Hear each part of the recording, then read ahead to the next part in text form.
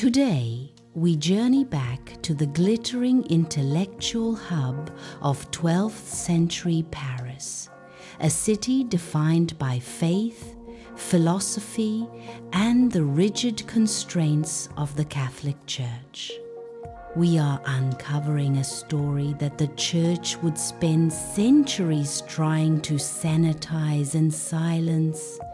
The legendary tragic romance of Heloise and Peter Abelard. This is more than a tale of star-crossed lovers. It is the story of a woman whose intellectual brilliance was so radical and whose thoughts on freedom, marriage, and female autonomy were so subversive that her voice had to be buried and rewritten for the sake of medieval morality. Grab your coffee. We are decoding the powerful, forbidden philosophical secret hidden in the letters of the greatest medieval female genius they tried to erase. The early 12th century belonged to Peter Abelard. He was the rock star philosopher of his age, a charismatic, brilliant master of dialectic whose lectures in Paris drew thousands of students from across Europe. His arrogance was legendary, but so was his genius. Yet, even in his autobiography, Abelard admitted that his own pride led him to his downfall. His fate was sealed the moment he met Heloise d'Argenteuil. Heloise was an extraordinary figure in a time when women were generally excluded from intellectual life. She was the niece of a powerful canon of Notre Dame, Fulbert. By her late teens, she was already famous across Paris for her unparalleled intellect. She was fluent in Latin, Greek, and Hebrew, an academic feat rarely matched even by male scholars. She possessed a fierce, independent mind and a singular passion for philosophy and learning. She was, in short, a genius ahead of her time. Abelard, desperate to prove that his talents extended beyond the lecture hall, became obsessed with her. He saw her as the ultimate conquest, the intellectual prize that would cement his legend. He persuaded Canon Fulbert to allow him to tutor Heloise privately, even moving into the canon's home under the pretext of teaching. Abelard described their arrangement with chilling frankness in his autobiography, Historia Calamitatum. Under the pretext of study, we spent our hours in pleasure. Our books lay open, but we spoke more of love than of philosophy. Their secret romance was passionate, reckless, and profound. For Heloise, it was not merely a physical affair. It was the ultimate intellectual and emotional union with the only man who could meet her on her own formidable level. For months, they existed in a shared world of clandestine meetings and hidden passion. The secret life, however, came to a screeching, scandalous halt when Heloise became pregnant. The public discovery of the great philosopher and the young scholar's illicit affair was a monumental scandal. Abelard immediately sent Heloise away to his family in Brittany, where she gave birth to a son, whom she named Astrolabe. To protect Heloise and the child, and to quiet the rage of Canon Fulbert, Abelard secretly married Heloise. But this marriage presented an immense problem. As a philosopher and teacher, Abelard was already a cleric, though not a priest, and career advancement in the church, his life's ambition required celibacy.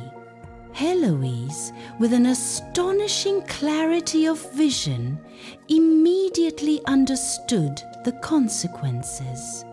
She argued fiercely against the marriage. She realized that a philosopher who was married would be disqualified from achieving the highest academic and religious posts. In one of the most radical and famous declarations of the Middle Ages, Heloise argued that she should be his mistress, not his wife. She wrote that the name of wife would bring him only shame and ruin, whereas the name of mistress would bring him only the glory of his passion. She preferred to be loved simply for herself, not bound by the legal necessity of marriage.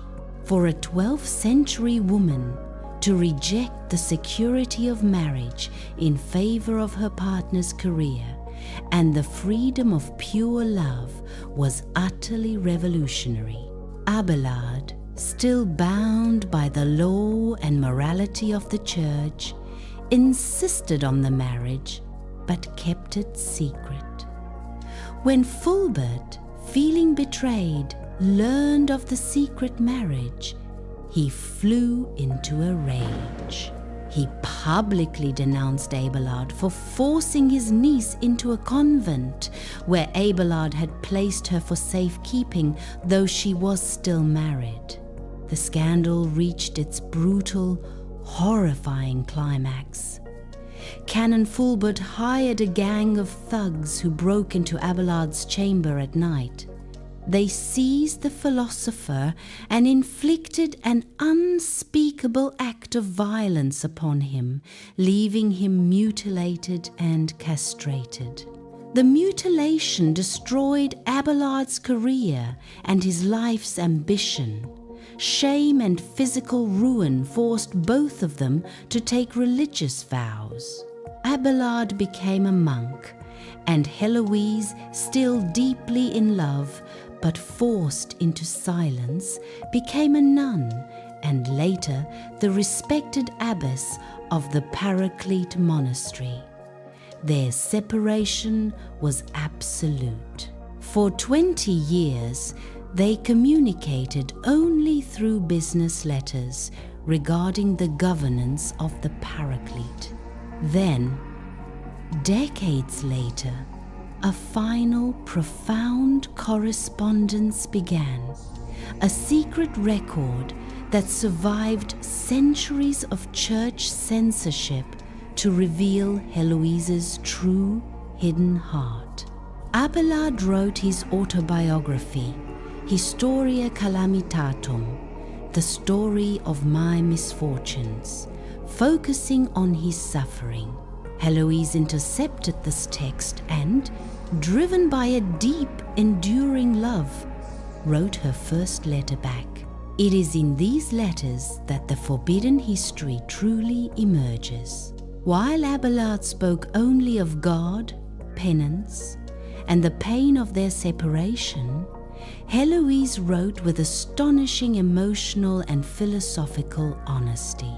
Her voice was not that of a typical 12th century nun, but that of a fiercely independent woman grappling with human desire. In her letters, she confessed that even as an abbess, she was tormented by thoughts of their forbidden love. She wrote that she could not control the memories of their passion, admitting that the very name of wife is far more sacred and more valid in the eyes of the world, but the word mistress is sweeter to me. This was the radical core of Heloise's secret life. She was rejecting the legal, social, and religious institution of marriage in favor of a personal, deeply felt commitment based purely on mutual desire and intellectual equality.